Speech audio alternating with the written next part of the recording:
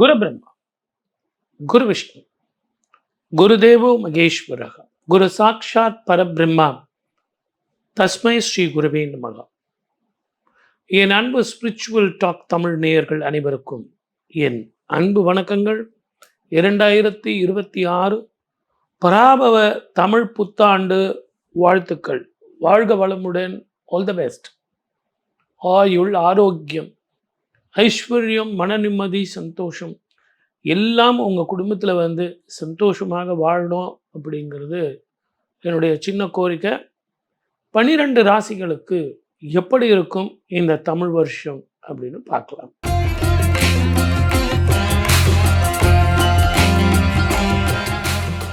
துலா ராசிக்காரர்களுக்கு எப்படி சூப்பராக இருக்கும். சனி உச்சம் பெறக்கூடிய இடம். ட்ரேட் பண்ணுறேன், ஷேர் மார்க்கெட் பண்ணுறேன், ரொம்ப ஜாக்கிரதையாக பண்ணுங்கள். உங்கள் ஜாதகம் நல்லா இருக்குது. வேர்ல்டு ட்ரேட் வார் வருது இல்லைங்களா, அதில் சரியில்லையே. யூஎஸ் மார்க்கெட்டும் சரியில்லை, சைனா சரியில்லை, ஜப்பான் சரியில்லை, எல்லா ஷேர் மார்க்கெட்டும் டவுனு, லண்டன் எல்லாமே அவுட்டு. அப்போ இந்தியா மார்க்கெட் எப்படி இருக்கும்? இன்வெஸ்ட்மெண்ட்லாம் தூக்கிட்டு போயிட்டாங்க. தங்கத்தில் பண்ணட்டுமா? வேண்டாம், வெயிட் பண்ணுங்கள், இன்னும் இறங்கும். அதே நேரத்தில் மறுபடியும் அது இன்க்ரீஸ் ஆகும். எந்த ஸ்லாப்ல இறங்கும் அப்படிங்கிறத வெயிட் பண்ணி பாருங்கள். That is the low level அப்படின்னும் போது அந்த இடத்துல இன்வெஸ்ட்மெண்ட் பண்ணுங்கள். சில்வர் கூட உங்களுக்கு நல்லாயிருக்கும். உடல் ஆரோக்கியத்தில் கவனம் செலுத்துங்க. ஏற்கனவே 7 வருஷம் மருத்துவ செலவு பார்த்துட்டீங்க. மருத்துவ செலவுகள் குறைக்கும். வீடு அமையும். சொந்த வீடு கட்டலாம். சொந்த வீடு ரெடிமேடாக வாங்கலாம். ஒரு சின்ன சின்ன ஃப்ளாட் வச்சுட்டு இருக்கவங்க அதை கொடுத்துட்டு புது வீடு வாங்கலாம். லேண்டில் இன்வெஸ்ட்மெண்ட் பண்ணலாம்.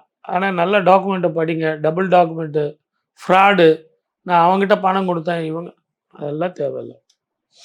நத்தம் வாங்கினேன், புறம்போக்கு வாங்கினேன், அதெல்லாம் தேவையில்லாத வேலை. அதெல்லாம் இனிமேல் கவர்மெண்ட் விடாது. நத்தம், புறம்போக்கு, நீர்வழி பாதை, இதெல்லாம் அரசாங்கம் இனிமே அதிரடி நடவடிக்கை இந்த ஆண்டு நிறைய எடுப்பாங்க. அது யார் தான் இருந்தாலும் சரி, அது அரசாங்க அதிகாரிகளாக இருந்தாலும் சரி, அரசியல்வாதிகளாக இருந்தாலும் சரி, யாராக இருந்தாலும் இனிமேற்பட்டு இந்த வீடுகளெல்லாம் நடவடிக்கை எடுப்பாங்க. அதனால் நீங்கள் போய் மாட்டாதீங்க. டிரான்ஸ்ஃபர் கிடைக்குமா, வெளிநாடு பிஆர் கிடைக்குமா, எனக்கு அந்த ஊரில் கிடைக்குமா அப்படின்னா டெஃபினட்டாக கிடைக்கும். ஆனால் உழைப்புக்கேற்ற உயர்வும் மனோ நிம்மதியும் வரும். ஒரு முறை நீங்கள் திருச்செந்தூர் போயிட்டு வாங்க. முருகனை வழிபட்டிங்கனாலே உங்களுக்கு மனோதைரியம் ஆட்டோமேட்டிக்காக வந்துடும்.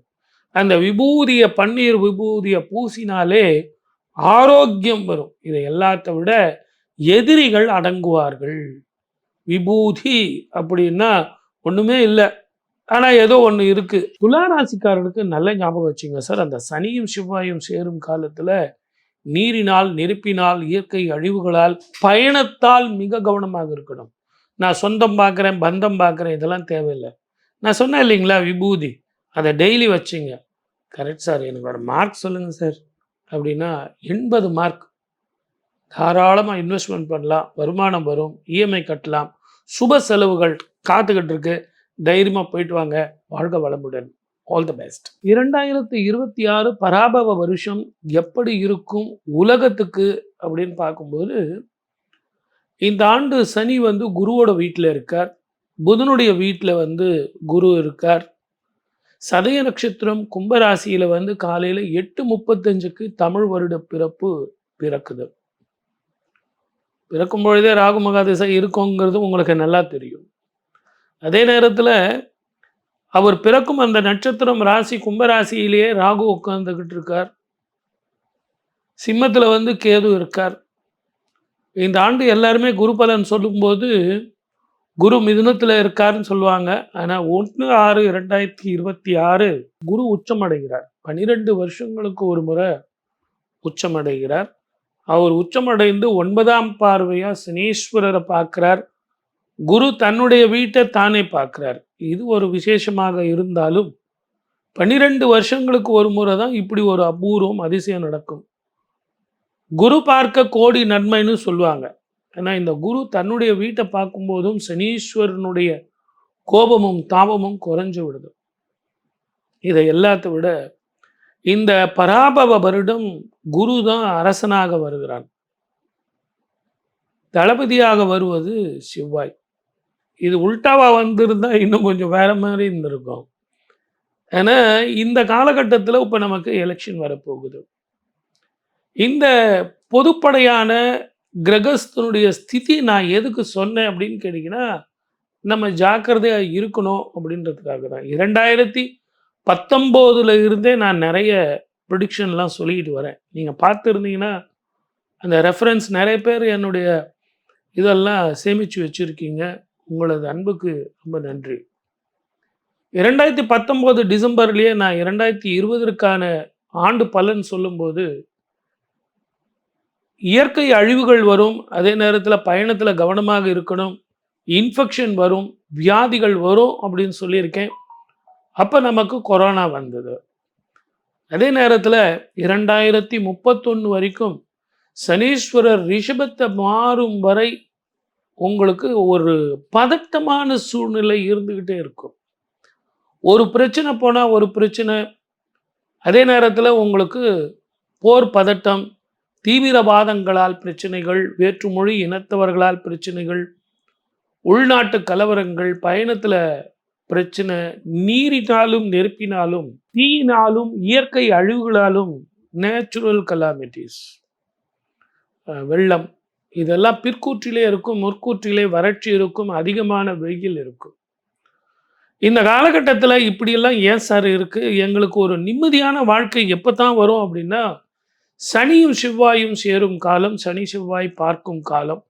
இதை எல்லாத்த விட 2019 இருந்தே தனுசுல 4 கிரகங்கள், மகரத்தில் 4 கிரகங்கள், கும்பத்தில் 4 கிரகங்கள், மீனத்தில் 4 கிரகங்கள் சேர்க்கை. யாரெல்லாம் யாரோடெல்லாம் சேரக்கூடாதோ அவங்களோட சேர்றது தான் இப்படிப்பட்ட ஒரு பதட்ட நிலை. போர் பதட்டம், விலைவாசிகள் ஏற்றம், பொருளாதார வேர்ல்டு வார் வந்தே தீரும். பொருளாதாரத்தில் வேர்ல்டு வார். ரெண்டாவது, இப்போ நடக்கிற ஈரான் இஸ்ரேல் பிரச்சனை கூட நல்லா யோசித்து பாருங்க. பொருளாதாரத்தினுடைய பாதிப்பு, தங்கம் விலை ஏற்றம், வெள்ளி விலை ஏற்றம், அதே மாதிரி ஷேர் மார்க்கெட் வந்து டவுன்.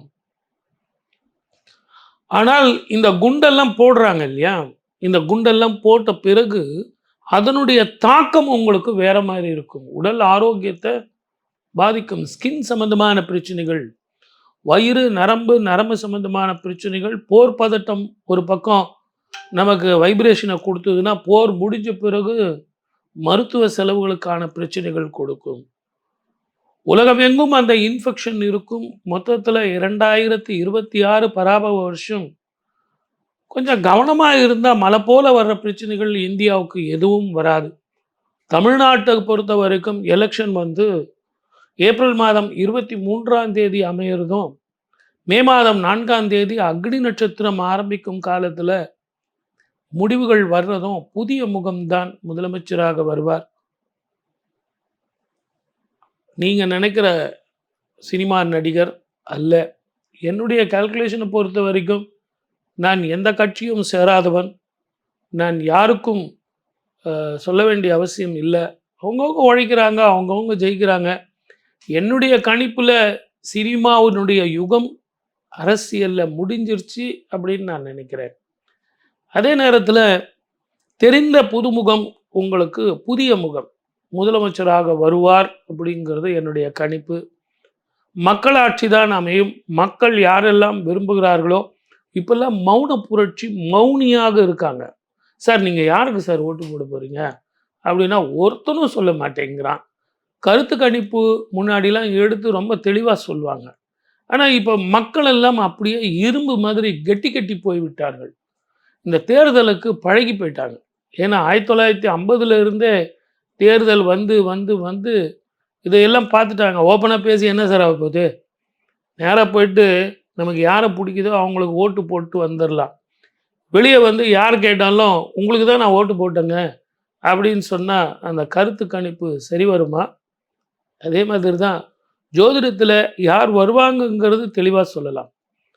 ஆனால் எல்லா கட்சிக்காரர்களும் கூட்டணி அமைச்சுக்கிட்டு எவ்வளவு கஷ்டப்பட்டு 234 தொகுதியில இந்த உச்சம் பெற்ற வெயில்ல வந்து அக்னி நட்சத்திரத்துல தன்னுடைய வேர்வையெல்லாம் சிந்தி உழைத்து மக்கள் ஓட்ட வந்து கேட்குறாங்க.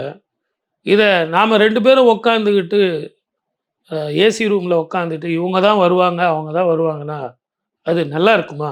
ஆகவே பொறுத்திருங்கள். மக்களாட்சி மலரும். மே 4ஆம் தேதி வரை. எது எப்படி இருந்தாலும் வாழ்க்கை சந்தோஷமாக இருக்கணும். வாழ்க வளமுடன். All the best. 12 ராசிக்காரர்களுக்கு பலன்களும், பரிகாரங்களும் சொல்லியிருக்கேன். அந்தந்த ராசிக்கு உண்டான பலன்கள் 100க்கு எவ்வளோ மார்க் சார் எடுக்கலாம் அப்படிங்கிறதும் ஒரு இன்ஸ்டன்ட் ஃபுட்டு மாதிரி உங்களுக்கு கொடுத்துருக்கேன். சார் ஜோதிடங்கிறது என்ன சார்? நல்ல ஞாபகம் வச்சுங்க. என்னதான் கிரகங்கள் நமக்கு பிரச்சனையாக இருந்தாலும் எந்த கட்டத்தில் நம்ம தப்பிக்கலாம்? 12 கட்டத்தில் எந்த கட்டம் எனக்கு லாபம் தரும், மன நிம்மதியை தரும், வெற்றி தரும் அப்படிங்கிறது தான் கணக்கு. ஆகவே தயவு செஞ்சு மன சஞ்சலம் வேண்டாம். எல்லோரும் எல்லாம் பெறணும். அதை தவிர வேற ஒன்றறியேன் பராபரமே அப்படிங்கிறது தான் இந்த நிகழ்ச்சியினுடைய முடிவு. ஆகவே 12 ராசிக்காரர்களும் இந்த பலன்களை கேட்டு பரிகாரங்களை செஞ்சு எது எப்படி இருந்தாலும் என் தாய்க்கன்றோ தினம் தினம் என் கவலை, எனக்கு என்ன சார் கடவுள் இருக்கும்போது அப்படின்னு சொல்லிட்டு உங்க ஜாதகத்துக்கு கிரக நிலைகள் எப்படி இருக்குன்னு ஜோதிடர்கிட்ட போய் கேட்கணும். இதெல்லாம் பொது பலன், ஒரு இன்ஸ்டன்ட் ஃபுட்டு. ஆகவே உங்க ஜாதகத்தை ரெஃபர் பண்ணீங்கன்னு சொல்லி வாய்ப்பளித்த அத்தனை நல்ல உள்ளங்களுக்கும் நன்றி. வணக்கம். சர்வே ஜனா சுகினோ பவந்து.